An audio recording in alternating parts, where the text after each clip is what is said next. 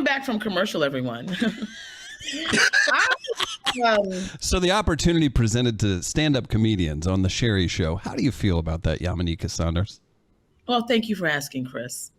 I had to do daytime television, as many people know. I was on the Meredith Vieira show, and my portion on that show was to be levity and light.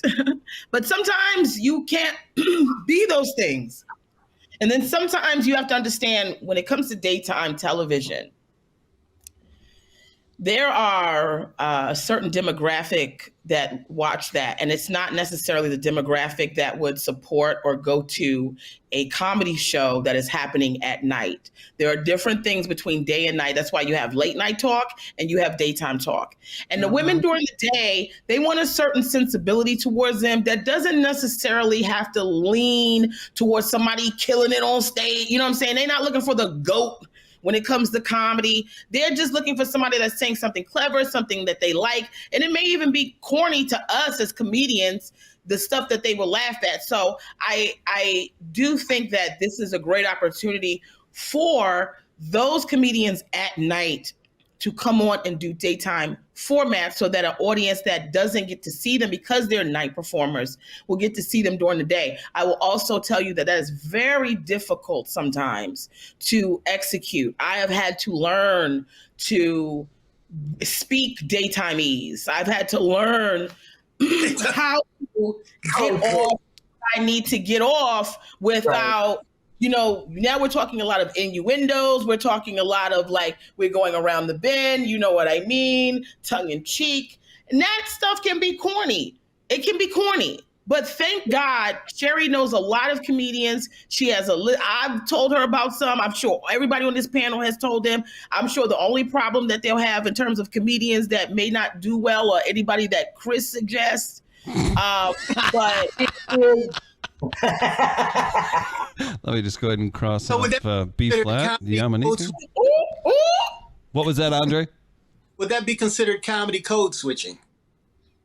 Yes.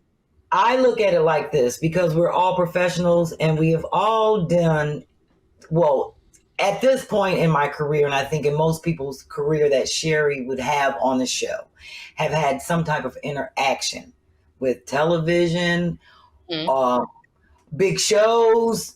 Otherwise, they wouldn't be on the show.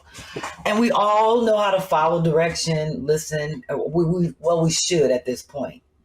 It's more to it than what Yamaneika is saying. To me, aside from the fact that it's daytime television, you're looking at your audience.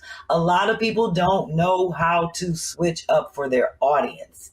And to me, that makes, I always feel like you're not always being a professional because every type of material don't work everywhere. Like you said, nighttime stuff may not work for daytime. So you have to be able to know your audience. And I totally agree with you on that part. When you look out there and you're thinking like the people that are watching this are mostly moms, older.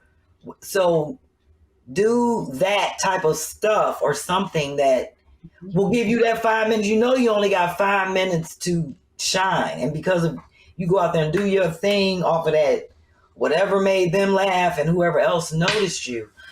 I was like, I just felt like it wasn't working. And the audience wasn't responding. It's not me. Well, they're not going to respond. That audience doesn't know how to respond.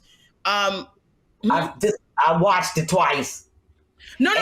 Listen, once the room goes dead, I have a larger than life personality. And so do you, and Andre as well. Whenever we allow Andre the opportunity to show the personality, but but in terms of like that room, if you don't know how to get the party started, it is not going to start if you don't know how to do it right. But also, there are some comedians, I believe that if you go in front of an audience that wants a certain thing, you should give them what they want. If you know that you're a comedian that doesn't want to comedy code switch, as Andre said, don't do those shows, because I don't have a problem with somebody saying, I don't want to go on there and be placating to people like that. That fair enough. Then don't go do daytime. You need to stay at night and let this be for people who know how to code switch. I've turned down a lot of things. Bob Saget Bob Saget was great at code switching because when people would come see him during the show and all the stuff and then they would come see his real show, they'd be like, right. Two funny mamas.